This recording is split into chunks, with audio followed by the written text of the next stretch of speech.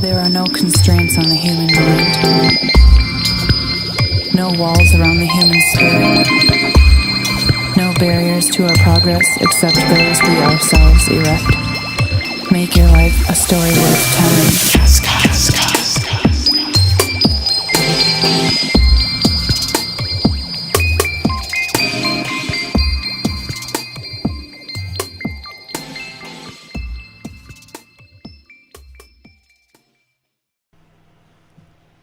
Okay guys, welcome to Kazcast episode 15. Today on the podcast we have James Adams and Mike Dell from Exalt Strength and Conditioning. James and Mike have previously worked in youth athletic development, semi-professional football, GB tennis, international dressage. They've worked with university athletes and weekend warriors too. Exalt's focus is to provide education to the athletes and coaches on how an athletic development program can increase performance and reduce injury, as well as working alongside coaches and physios to ensure that athletes reach their full athletic potential. The training sessions are gym and field based with a main focus around training, movement patterns, strength, change of direction, agility, working with different energy systems and using scientific methods to back it up. Exalt Strength and Conditioning go beyond the session, and the boys will teach you about the variety of ways you can train and recover to keep you in competition. This will give you the knowledge to create an athlete toolbox which you can delve into your everyday life. So yeah, nice one boys, thanks for coming on. Cheers, thanks very much. No worries.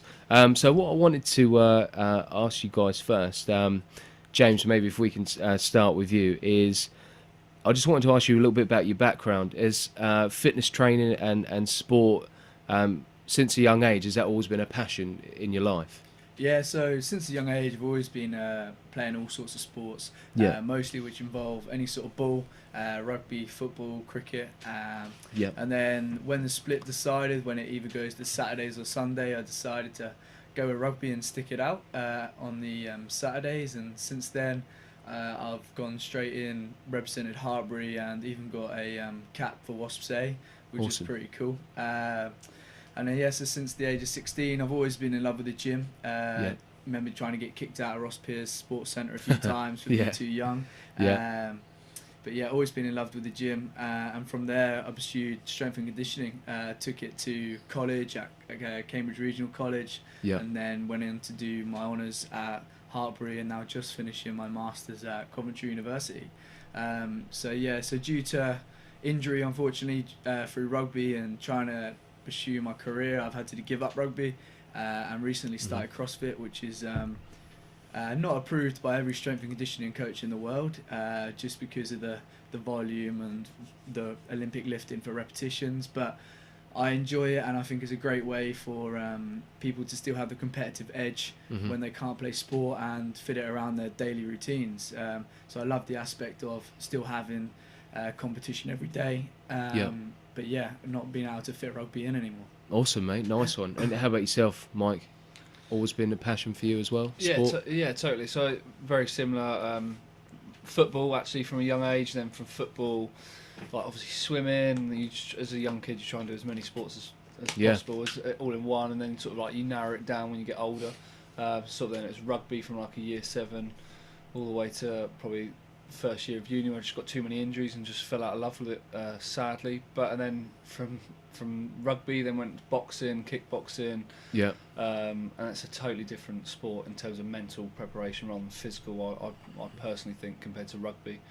But yeah, love sport from a young age and still carry it on. But then, like Jim said, the actual gym training has been a major part of all physicality in sport. So really love the gym, love it as it is, and currently training as a strongman. Had my first competition early Jan, London Strongest, and enjoyed every minute of it, which is great. Awesome, mate. How important do you think that actually having a passion for sport and playing a huge variety of sports, do you feel like that can really benefit you when you become a strength and conditioning coach, because you understand how like an athlete's mind works? I know it's not you don't have to have played sport to become a coach, but do you think it helps if you've had a sporting background in the past when it comes to coaching? Yeah, definitely. So for instance, like I currently work at a private school in London, Berkhamsted in Hertfordshire, and some of the boys there are Saracens, sort of academy level. So I can sort of relate to them because I went to Moulton College, which is in Northampton. And there was the Northampton Saints lot, so I can sort of relate to them to say where they're currently at in terms of work and gym wise. But yeah, no, totally. You don't have to have played sport to be a coach, but it does help. Yeah, I'm sure. Yeah. So where did you guys study? Could you just where did you go and do your degrees? We both went to Hartbury University to do a BSc. Yeah. And then from there, I worked out of. After that, went to go get a job, and so did Jim. But different sort of areas. Jim was in Birmingham. I was in Hereford. Cool. Yeah. And then obviously, I've done my masters at Middlesex. Yeah. Jim's doing his in Cov. Okay. So in that 3 years, how much practical experience do you get with coaching? Yeah, so loads. So we both from year 2 at Hartbury really. Yeah. We've always been involved in coaching. So we were part of the Gloucester Academy. We were at St Peter's High School. And Hartbury Academy for football, etc. So we've always been involved with coaching throughout the whole entire uni. Yeah. And then we left. I've had 2 years of solid salaried work just coaching, and Mike's done exactly the same. So we've coached now for over 5 years each. Yeah. With athletes and the general public. Okay. And I think that is the biggest reason for us, just because. You can have all the methods in the world, but if you can't coach, it's never going to work. And you also got to have such a passion for it, like you said earlier, and that's where sport background I feel definitely does help, because knowing, like when we get programmed at a young age for rugby and football, we can relate that to our coaching now. So definitely, we've had loads of 5 years of coaching, all different athletes and ages, abilities, and I think you've got to be on the floor. The more floor practice you can get, the better it is, and you learn from so many mistakes, especially with athletes. I'm sure, yeah. Just to explain to the listeners, if they're not too sure about what a strength conditioning coach, what the work looks like. So I know if you're working for a tennis club or a rugby club, the work is different, but generally if you was to sum it up, what is your role as a strength conditioning coach, and how would you sum up the role itself? So our role is basically we look at the sport, we sort of decide from a needs analysis what the sport needs, and then from that of where we think what we need from the sport and what it needs, looking at different scientific research papers, like maybe the different papers, and obviously from like a needs analysis, we then look at the athlete and see what the athlete has. So maybe they can't move efficiently enough, which we give them a full screening. And then from that full screening, we sort of plan and periodise a plan in order for them to then take forwards to get them from point A to point B to obviously increase their performance towards their chosen sport, for example. Okay, cool. So we go over everything like Dave says. The needs analysis of the sport is huge. You can't write any program for any athlete if you don't have a needs analysis for sport. If you don't know how much distance they're covering, if you don't know what sort of movements they take, like linear or lateral, you need that to really justify your program. But even every sport still needs their compound exercises, regardless. They are the underpinning of every foundation. So cool. Okay. So when you're just to explain to people, when you're periodising a program, and some people, if you're quite into your training, might have heard of like periodisation. What is periodisation with training, and how does it work, and how do you put that in? So periodisation is actually, it's just a theory. It's not actually proven to actually bring results, but funny enough it does, because it's a way to plan, for instance, like a year, a month, a week. It's an easy formatting to basically, like I said, get somebody from point A to point B. Within that periodisation of a year, you could also break it down to months, you can then break it down to weeks, to days, and it's just basically setting, maybe it's like little goals along the way to get you obviously to your performance goal, as it were, as an athlete. So your periodisation for a certain season, for example, rugby, you have periodisation, so you have macro, meso, and micro cycles, and one of those cycles might be pre-season. So for example, in that pre-season cycle for rugby players, they're looking to build their aerobic capacity and mainly hypertrophy, because they want to carry some size for the games. Yep. So and then after the pre-season happens, you then go into a season training program, which is another section of the periodization, where you're looking to maintain their strength. Because of their game volume increases, they won't be gymming as much. So you're looking to maintain with lower reps, and they obviously will lose a bit of muscle mass during the season, because that's what happens because they aren't doing as much volume in pre-season. Yeah. So periodization works in that way, and it works exactly the same as for boxing and kickboxing and everything like that. That you're periodizing up to the fight, the competition, and then you may have a deload week or in that to make sure that they're nice and fresh. Cool. Okay. And how long can that look like, that periodization? How far do you plan ahead, generally? Well, there's some athletes that you could plan for maybe a month, 6 weeks, or then you could look also at an Olympic athlete, and that could be for 4 years. So it all depends on what athlete you're looking at. Also, you need to look at, some athletes need to peak 3 times within a season, so they need to get ready for, I don't know, 3 major competitions. So it all depends on the athlete and what sport they're playing and where they want to make like an impact within their sport, I suppose. Okay, cool. And you said, James, about those main exercises that doesn't actually matter what sport you do, it sort of runs through, and those key compound exercises. Could you just explain what they are and what sort of compound exercises are and why they're so important for each individual sport? Yeah, so sport-specific training is probably about 10% of the actual training. Most athletes need to have 90% of the same sort of training. So you're looking at compound exercises, as long as in that session that or that week you're looking to push, pull, hinge at the hip. So a knee hinge, a brace, rotate and carry. So they're your squats, your deadlifts, your strict press above your head, your pull-ups, you're carrying some heavy weight, you're rotating, and you're bracing.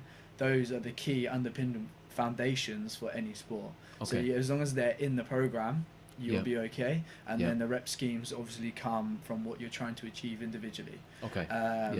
So they're the big exercises, and then the 10% after that. For example, jockey, you'll be looking at loads of bracing under unstable, being unstable. So you're looking at being the jockey in a position of being unstable, and then pushing bands, pushing him left and right, because that's how the horse moves. But that's only about 10% of the programming. Everything else, you still have to underpin those foundations. Okay, cool. So if someone, average gym goer or has a bit of a garage gym and just wants to lift weights, would you say they can't go too far wrong with what you just described there, those sort of 5 key things, as long as they're squatting, hinging, pressing overhead? Perfect. If they stay there, make sure they're bracing and rotate. That's the main bulk of the program. They're the main models. As long as you're hitting those, you'll be okay. Okay, cool. So if we could just speak a little bit about where you guys have worked, like during when you was completing your degree and after. So James, what experience have you had, and what places where have you worked in terms of clubs and sort of experience that you gained? Yeah, so at university, like I said earlier, we worked at Gloucester, St Peter's, Harbury Academy. We both did that. And then I graduated and I had an amazing opportunity to go to a private business called MK in Solihull, in Birmingham, Solihull. And from that, it gave me an opportunity to be head of strength and conditioning for Solihull Moors Football Club, which are doing really well at the moment. They're top of the league in the conference. And that gave a real good opportunity, because I was head of strength and conditioning there.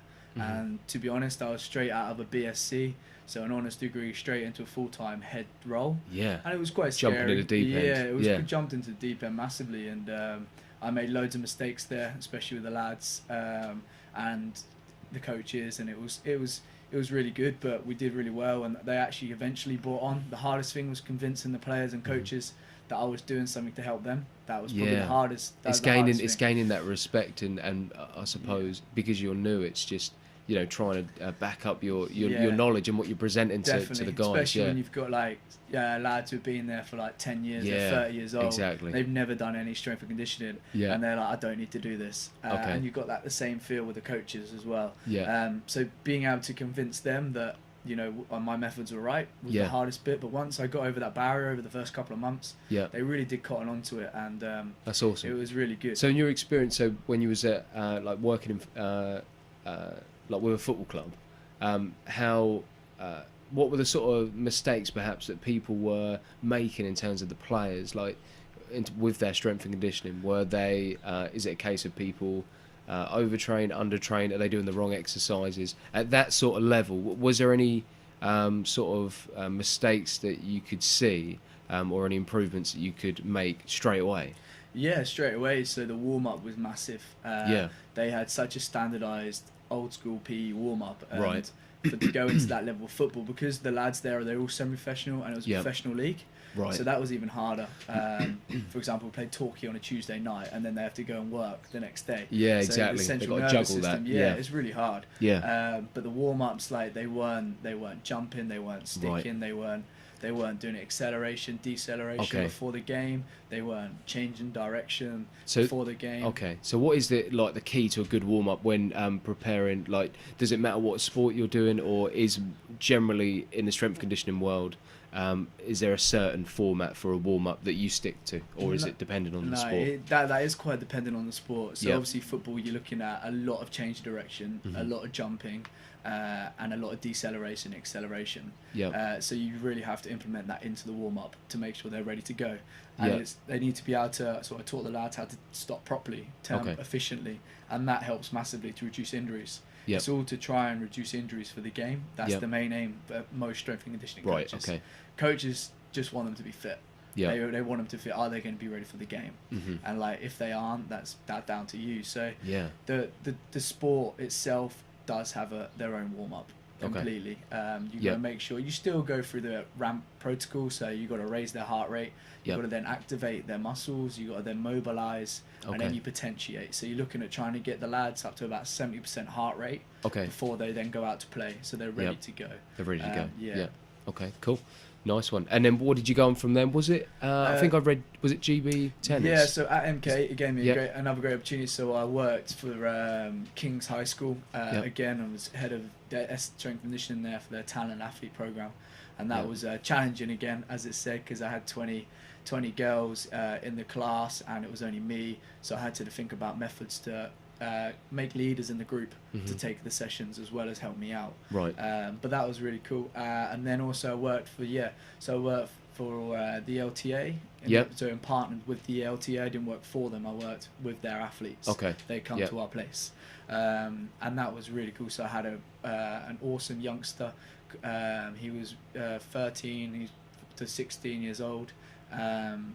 And he was one of the best. He was one of the best, number one in Europe at the time. And the demand he had placed on him was absolutely. It was when I first saw a lot of pressure. I couldn't understand how much pressure it was for like this I young bet. kid. Go to tennis. Was he at like tennis school since he was 5? And I mean, it's a lot of pressure. He was 14, 15, and he would get up in the morning. He would be with me at 6:30 in the morning before school. He would then go to school. He would then come out of school early. He would train tennis. Wow. He would then do recovery. The next day, tennis, gym. So everything. Yeah. The load was unbelievable. So that was the hardest thing again, was to let the parent and the coaches know that this kid needs some sort of deload, and he's overtraining. And even at that age, not push all the time. And even at that age, he had imbalances in his right and left, and he was really talented young kid, and he's doing really well. Cool. Awesome. Yeah, so I worked for them. Yeah, that's one thing I wanted to ask you guys. So when you're working with young athletes, what are some important factors to take into consideration? And just young people, if like listening to this and they want to get into training, go into the gym, what are some important things to think about if you're young and you're getting into training? I think it's quite funny actually. Youth athletes are very similar. I treat them completely the same to any other athlete in terms of you must earn the right to lift. Right. So if your movement is not correct, you simply will not progress from there. If your movement's really good, then we can progress you, and it's simple as that. So for instance, like I said, I work in current school in Berkhamsted in Hertfordshire. Same with all the athletes I treat there. If you cannot move correctly in terms of with weight in the gym, then the exercise will not get harder and they won't get more complex. And that's simply because we're trying to create certain shapes in terms of movements for them then to apply onto the pitch. And if they do it really badly in the gym, which is a controlled manner, they're then going to do it really badly on the pitch, which is like Jim said. is going to cause injuries, and that's simply what we don't want. We want you to be injury free, stay on the pitch as long as you can. Yeah. To then obviously do it again the next week. Do what you enjoy and love. So yeah, that's sort of. Especially when working with like youngsters, so like work with like 12 and 13-year-olds. Obviously they get bored. Yeah. In a gym, you can't make them deadlift and like squat all the time. So yeah, you got to try and make it challenging and fun. So you got to try and put games in for there. sure. I used to do so many. You got to be creative. I do so many games with them, which as long as they're still hitting those movements, but in that game, it's fine. It's getting the balance between it being what they need to be doing and being justified, but also being fun. Definitely pushing them together. I mean, I used to do like juggling in between the sets. Just whatever you could. At the end of the day, they need to be engaged. If you're going to a 12, 13-year-old to just go and you're going to squat, push, pull, that they're going to get bored. So you've got to try and put games in there, make it fun, as long as they're hitting those movements, and especially as long as they're jumping and also learning to run and stick in. And that's awesome. Okay, cool. Yeah, nice one. Good. So in terms of staying injury-free, how do you go about that with the athletes that you work with? What are some important things that people should be doing or people should avoid in order to stay injury free for longevity? Is there any what sort of advice would you give, and how do you guys implement that with your athletes? I suppose similar to what we've said before, so like obviously periodization, which is just obviously planning, like we said.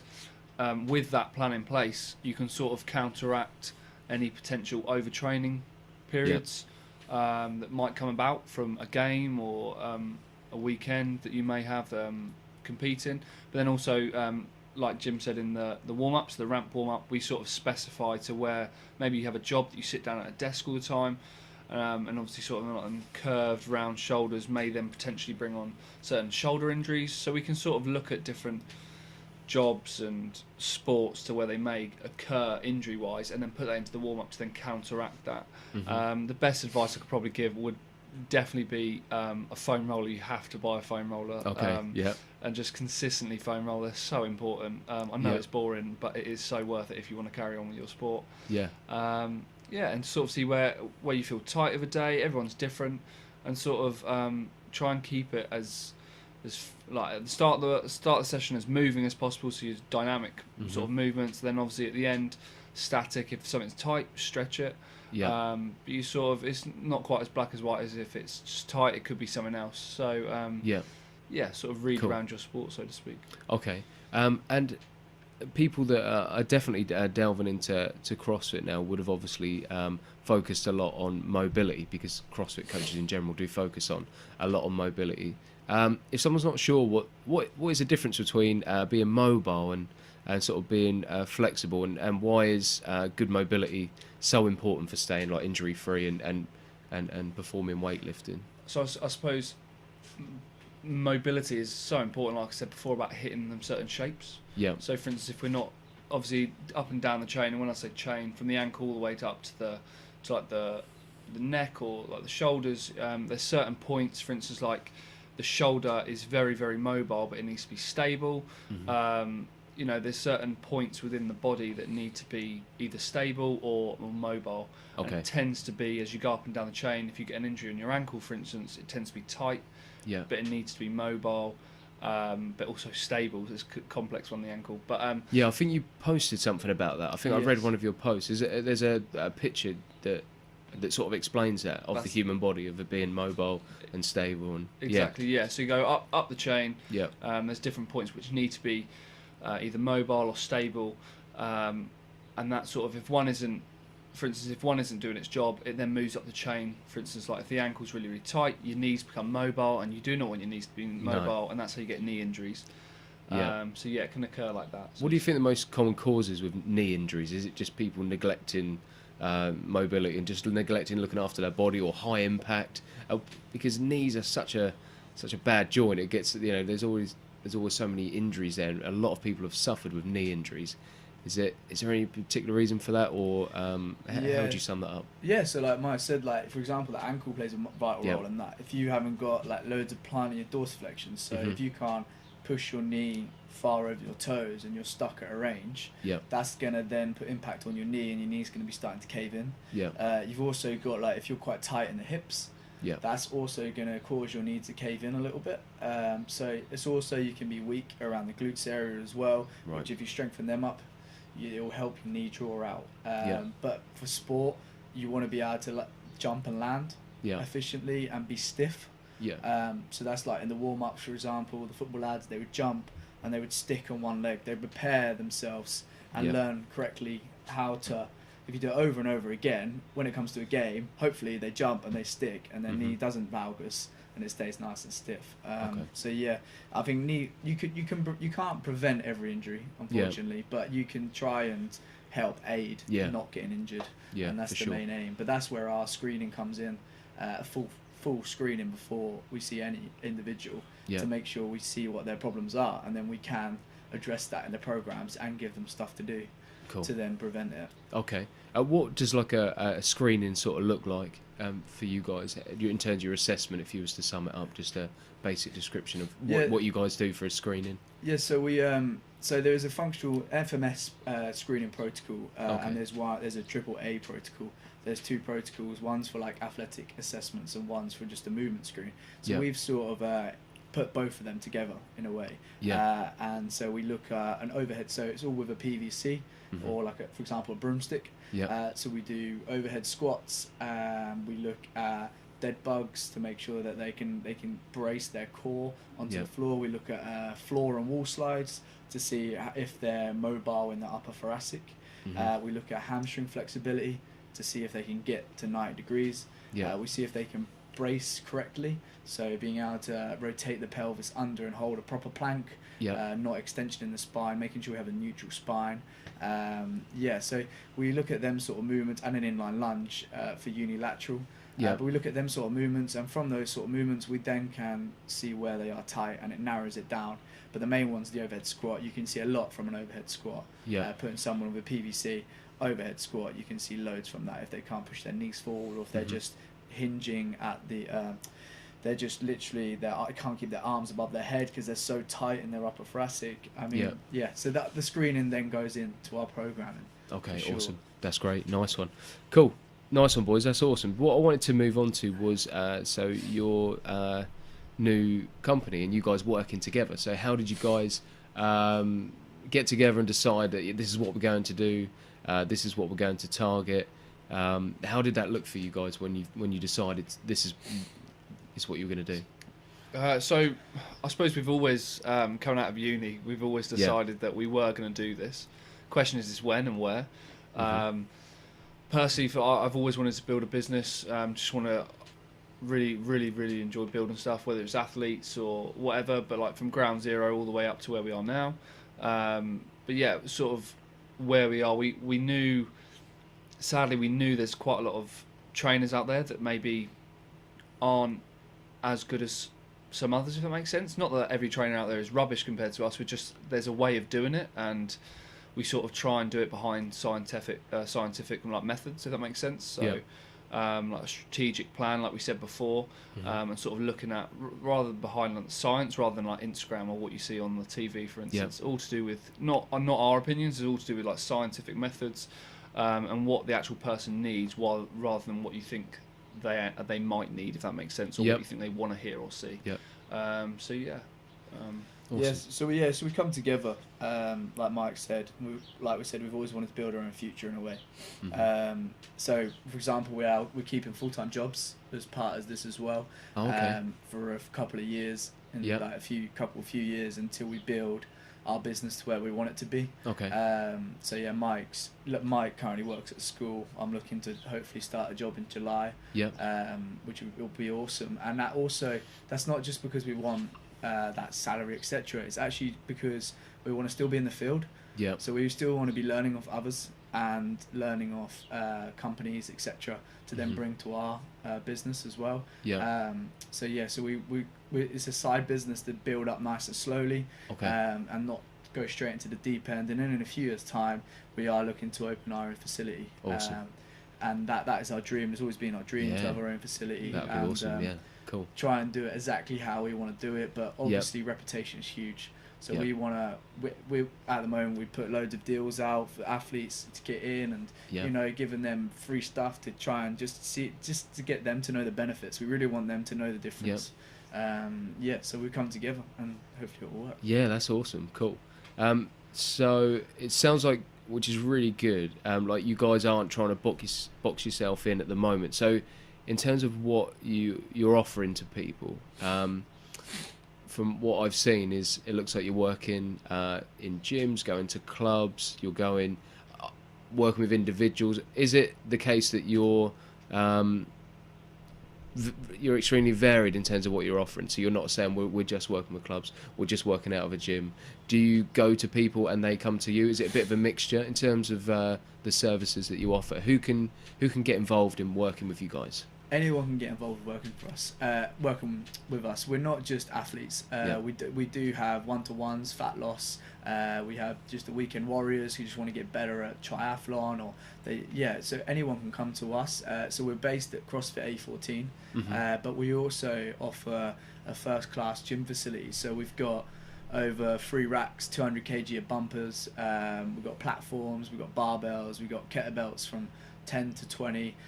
Bands, we've got the lot, so we can bring a gym to anyone as long as they've got a nice solid space, like a concrete floor, for example, in a gym or outside, and we can rock up to their house, or we can go to we can go to clubs. The aim is that we can go to a club who can't afford a salary coach and can't afford a gym because they're expensive, and we can offer that to them for a good price for what it is. So that's the aim. We're trying to help schools and help clubs, you know, start moving and start understanding that this is what you need to be able to stay healthy and improve your fitness. That's awesome. I suppose the best bit about Exalt is the fact that, I suppose, we don't actually put it out there and say this, but I suppose we give everyone an opportunity it's more opportunities. So for instance, if maybe you can't afford like an S&C coach, or your club can't afford the equipment, Exalt will roll it out for you. So we'll bring a van with all the equipment, like we said, but we'll also bring like a tailored plan for you to get from point A to point B, and then we'll also bring the equipment along with it, and the coach will obviously get like a high performance environment and set up, but just on a mobile basis. And like Jim said, we can also do that for various different athletes. If you want to, or general public, if you want to get from point A to point B, then we're more than happy to help, put it that way. Yeah, awesome. And what do you see as that end goal you said about opening your own facility? What do you see you guys offering at that facility? How do you sort of picture it? So it'll be a complete functional facility. And it will be, everyone will have screening, everyone will be learning to move efficiently before they're lifting. But we would look at a facility which isn't for people just to walk into gym. They would have to have some sort of one-to-one or group sessions, but before they can come and gym. So we'd have to teach them how to move and how to lift correctly, rather than the general public just coming in and gymming. We wouldn't want that environment. But it would be mainly down for athletes to come in and do recovery, have their sessions, like a hub in a way, to make sure that everyone can get everything they want. And it's also for fat loss. But our main aim is that we see so many people not moving efficiently, and people being put in horrible positions, and it's not their position. It's not their fault that they've been put into a back squat position when they can't back squat. It's a hard movement to be able to back squat efficiently. So that's what we really want to try and get out there, is that you've got to go up the ladder. You've got to progress and regress your exercises accordingly, and try not to just put loads of weight on. Okay, cool. And how does that work when you're planning that with, because I think some people get confused with when they first get into training, rep ranges. Could you sort of talk a little bit about rep ranges in terms of goals, how many reps people should be doing, how much weight should I be lifting? Because people get confused with that because there's so many different programs out there. Could you talk a little bit about rep ranges, weight, and how people should do it sensibly? So if you're no training age, for example, coming into a gym, you're looking at to be honest, you're not actually looking at the bottom of the exercises. If you can move efficiently, you will be put onto the back squats and etc. But as long as you can move efficiently. For example, you might go on to a goblet squat. And if you've never gymmed before, you are looking at high rep ranges, 12 to 15 reps, because you want to learn the movement. You want to execute the movement before you then go to lower rep ranges with heavy weight, because that's when injury happens.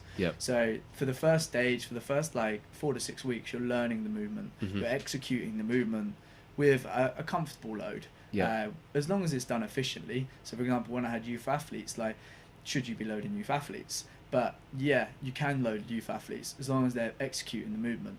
If they've got a good technique executing the movement, there's no reason why you can't load that athlete.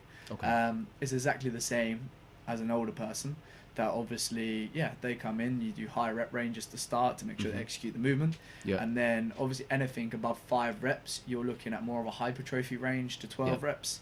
Anything below 5 reps, you're looking at strength. And then obviously your rest will differ. If you're looking at hypertrophy, you're looking around about 60 to 90 seconds rest between each exercise. I mean, each set. And then for strength, you're looking at 3 to 5 minutes rest between each set. That's the difference between strength and hypertrophy. You've got to be able to rest to then have a max exertion in your next set. And that's where I feel like most people go wrong. That they think they're training strength, doing triples, and having minute rest when they're not going to get their full max exertion. Cool. Like just imagine like I suppose strength training like a Lamborghini. It's like pedal to the floor, and you need as much rest as possible to sort of recharge that battery cell. And then like hypertrophy comes in from like, I don't know, 8 to 12 reps, and you sort of need low rest periods to cause that fatigue within, and that sort of that fatigue sort of within the muscle to then obviously cause the muscle to grow afterwards. And then obviously past that, so 12 to 15 or 14 plus reps, sort of your muscle endurance. And like Jim said, when you start off high reps, and that's just to learn the movement and muscle coordination, motor control, and that's really, really essential in order to then progress on from there. Cool. Olympic lifting, I think you said earlier about CrossFit sometimes gets a bad name because you do high reps with Olympic lifting. When teaching someone Olympic lifting, do you guys have a set strategy and sort of plan in place? And how does that work with you guys when you're working with new people when they've never lifted before? Will that take some time to build someone up to do that first Olympic lift? And how do you guys work that? So at the moment I actually take the Olympic lifting sessions at the CrossFit gym. Oh, cool. When is that?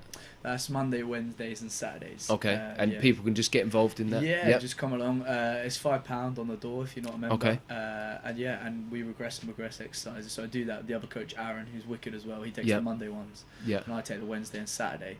And what is the sort of the benefits of Olympic lifting against, say, like them compound exercises we spoke about, like your deadlift and your squat? What extra benefits can you do by performing the Olympic lifts? So the Olympic lift involves the compound exercises as well. So obviously it involves the deadlift, the front squat, and the high pull, and the push presses above your head. But it's just all in one. The benefits for Olympic lift is for power. So the purpose of Olympic lifting is to generate force to make you faster.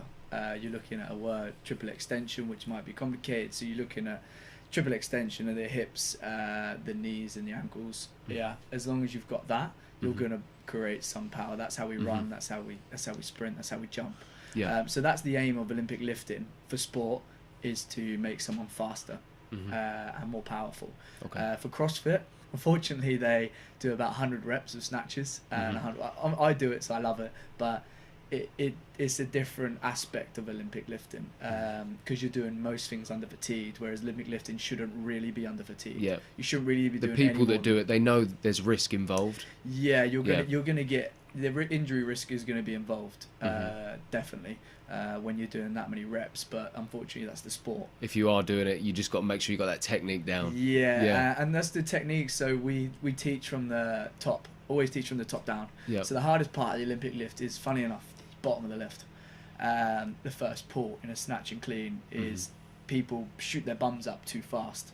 So and then they end up in the bar on their mid thigh or in their hips, and they've got straight legs. And then they wonder why they can't pull a bar above their head. Yeah. Because obviously they have no power. So so you got to start from the bottom. Obviously broomsticks, PVCs. Yep. You can work months with them. I mean, Olympic lifters, I'm sure at young ages they don't touch a bar for a month really. Yeah. I'm sure they don't. Well, they do really light load if they do, because technique beats anything. Yeah, for sure. So we teach from the first pull.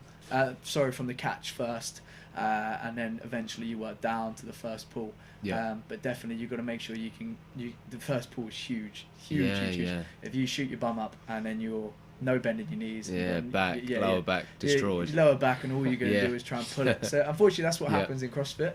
But again, it's a sport, and the CrossFit pros somehow magically they're amazing. They pull it off. They that's pull right. it off. They also have amazing technique when they're doing about 50 reps. So I mean, that's what I'm trying to nail at the moment, is to be able to do it under fatigue. But definitely. So in terms of your personal fitness goals, so James, you're really into. Are you competing in CrossFit or? Yeah. So you go to competitions. So I did start CrossFit last November when I had to stop rugby. Yeah. Then I went back to rugby. So I only did it for like a few months and I loved it. And then I started again this November. Okay. And I competed in January. And then I've got another competition in April. And which is really cool. I mean, I love it. Just because the competition aspect. You can go every day and you still can get that. You can still have that fight in you. Which you do in training. That's awesome. That's why I love it. And if you're you're a competitive guy and you've played sport, it fills a gap for that. It gives you that, doesn't it? It fills a massive gap. And to be honest, gives you a focus with your training as well. And there's less injuries in CrossFit than most sports. People don't think that, but for example, rugby, there are a lot of injuries in rugby. You're getting injured every month or something like that. You know, lads always on crutches and concussions. Whereas CrossFit, you'll have some niggles in your shoulder and everything like that. But it's not those big injuries. It's in your there's control. head injuries. Yeah, definitely. Which are nasty. And Mike, did you say you would train for strongman? Yeah, so I had first strongman competition in January like 20. Okay, your first one. Just went in for London Strongest novice level. How was that? Scary? I'll tell you what, I thought novice, they'll all be like newbies like me. They weren't. It was an open category for weight. It was some of the boys in there. So I probably walked in at like 92 kilos. Some monsters and they walked in at like 120. So I pulled a 240 deadlift and they pulled like a 280. So right, okay. You're dealing with some big boys. But then I'll probably go down to 90 kilo weight category and just go from there. But no, really, really. Obviously, that's the first time I've ever done any sort of like strength sports. In terms of like lifting or like powerlifting. Always done rugby or like boxing or stuff like that. And this was just a whole new sort of cool. world. What made you go for it? Why did you decide to get into strong. it? There you go. Simple as that. Play to your advantages. Exactly. Always lifted. Really enjoy lifting. It's just become sort of like a routine / like habit of my sort of lifestyle, I suppose. So I love going to the gym.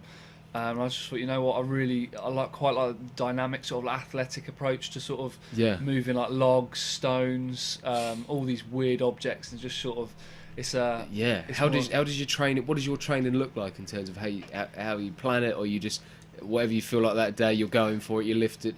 How often do you go to your max? How does strongman training? What does it look like for you? So strongman training, I literally just focus on the basic compound movements, which Jim said at the start. So I've got my deadlift. So like yesterday was deadlift. Today's going to be a push. Wednesday off, then it'll be a squat, and then it'll be another push session. And when we get closer and closer to the events, I'll then start using like the log and then like the stones. And then obviously the stones are really like these big smooth concrete balls. Really, really awkward. But they're very, very, very similar to a deadlift, for instance. They're just slightly a little bit different in terms of technique of obviously picking it up. But if you nail the basic compound movements, you are really good to go. And it's a really fun and interesting sport. That's awesome. Really is. Are you doing a Eddie Hall and eating like 20,000 calories a day? Or sadly, I'm not. I'm not weighing 186. I'm weighing like half of that actually. At least like 92, like 91. Yeah, you must have to get the calories in there if you're doing that much training. Yeah, totally. Sure. I think when you're the big boys, when you're the open categories like Eddie Hall, you are eating a lot of calories. He was eating like a couple of cheesecakes a day, and I saw that documentary. Him walking around Tesco. Raw steak, like when he's gymming and stuff. That's right. Which is mad, but that's what it sort of took to be, the world's strongest man and like deadlift 500 kilos, which still stands today. Which with is Arnold really Schwarzenegger alongside him for a bit of motivation. It's quality. Awesome. Nice one, boys. Right, before we move on to the last bit, I think what you guys are doing is amazing. I think it's really cool, and I can see it's definitely filling a gap, and it's really educating people, which I think is brilliant. And like you say, if someone goes to a club or you're just an individual who's passionate about their sport, they can come to you guys for advice and get involved in your training. So, yeah, I think it's awesome what you guys are doing. So, yeah, good on you. So, I just want to ask you about the last bit, which is the 3 areas of inspiration. I don't know if you guys have had a thought about it, or you can just think about it at the top of your head. But you've got your 3 areas. So I always ask the guest about a book, a film, and a person. So, James, if you want to start, we'll start with a book. Have you got a book that you've read that's inspired you, or a book that you'd recommend to others that they should check out? Yeah, it's actually a recent book. Anne Middleton, who's quite a big name at the moment on Who Dares Wins. My girlfriend's dad was ex special forces, and that sort of made me love him even more. And like the Anne Middleton book is absolutely wicked. It gives you so much inspiration and motivation. I really recommend going to get it. That's cool. I mean, he's down to earth, and he tells you to do things, and I mean, he tells you to look in the mirror, for example, and says like, say to yourself 3 things you hate about yourself. That's the sort of stuff I like, and that's a massive motivation. I read that book within a week, and I never do that book, so that was really cool. Nice one.